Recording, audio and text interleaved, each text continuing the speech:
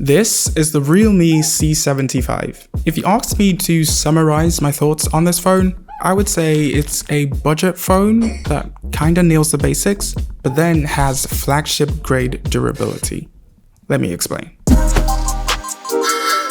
So what do I mean by flagship grade durability? This phone, which costs about 250,000 naira, comes with an IP66, IP68 and IP69 rating. If you know your flagships, then you know most of them come with an IP69 rating. The fact that this costs a fraction of what they cost and still comes with their level of protection is very impressive.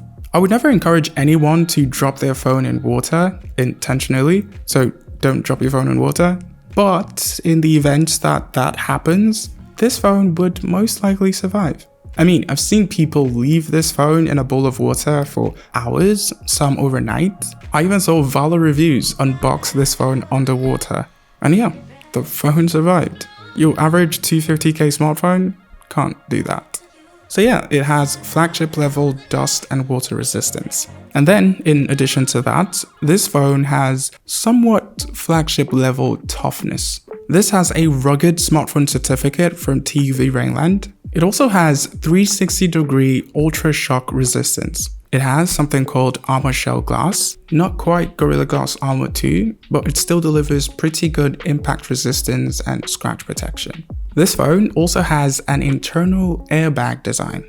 It has an inner metal frame, and the phone shock absorption and drop resistance are significantly enhanced. I've seen some people do some really nasty things to this phone, but somehow it always survives.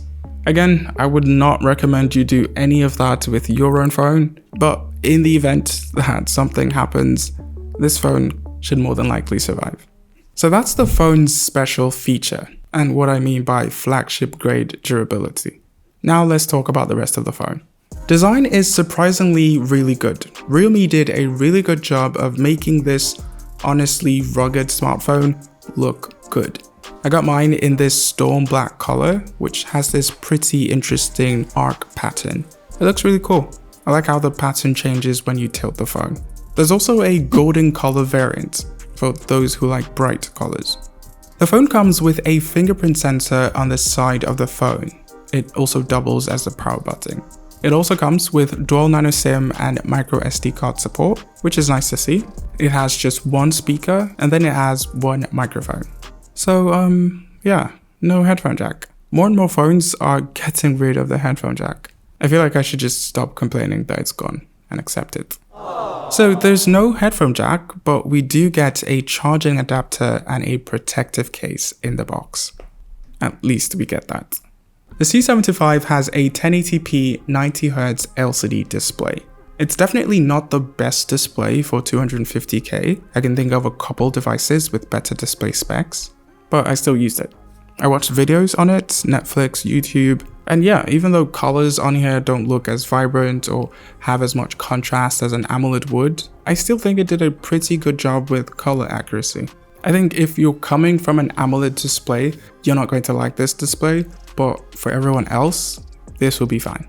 And then if you don't quite like the colors, you can still sort of tweak it. I let mine in the default settings because I think it looks okay, but you can tweak it. The chipset powering the C75 is the Helio G92 Max. It's a budget 4G chipset capable enough to handle all of your basic needs. So things like WhatsApp, TikTok, YouTube, making calls, browsing the internet, all of that. And then it can even do some gaming. So its performance is again satisfactory. But when compared to the competition, this falls short. For around 250k, most phones come with the G99 or the G100. They're both better than the G92, and I don't think it's close. So yeah, not the best for the price.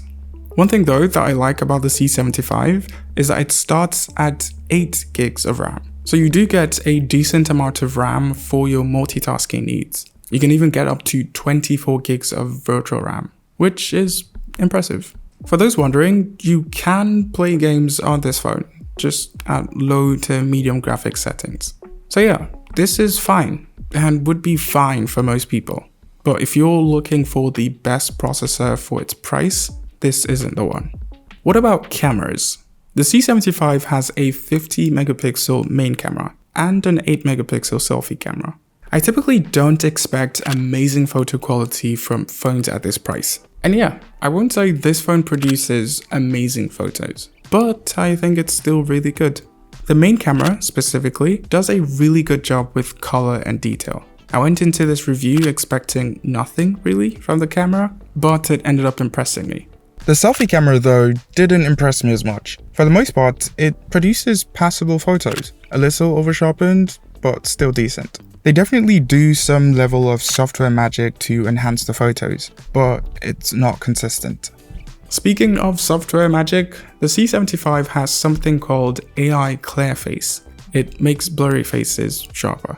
You won't need to use this though if you're just staying still, but it's still nice to have. Video from the rear-facing camera looks like this. Its max resolution is 1080p 30fps. It doesn't come with stabilization, but the quality is not bad. Pretty decent.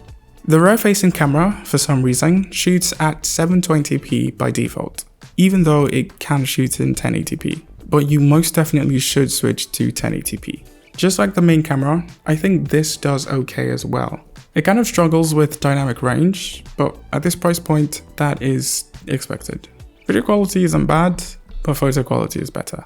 The C75 has a big battery, probably one of the biggest batteries at its price point, 5,828 mAh. With average use, this should have no problem lasting the entire day. You can expect about 10 hours of screen on time if you're streaming content, and around 7 hours if you're gaming.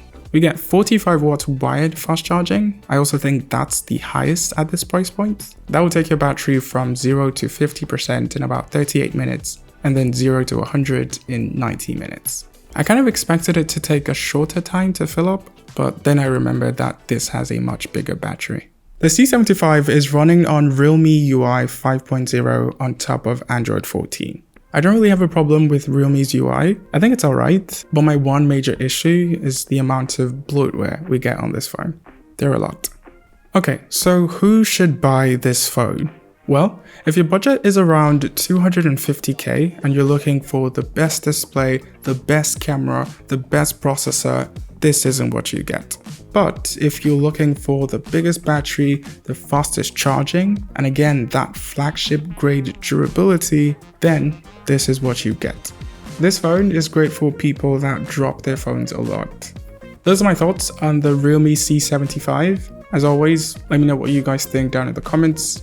Thank you guys so much for watching, and I'll see you when you see me.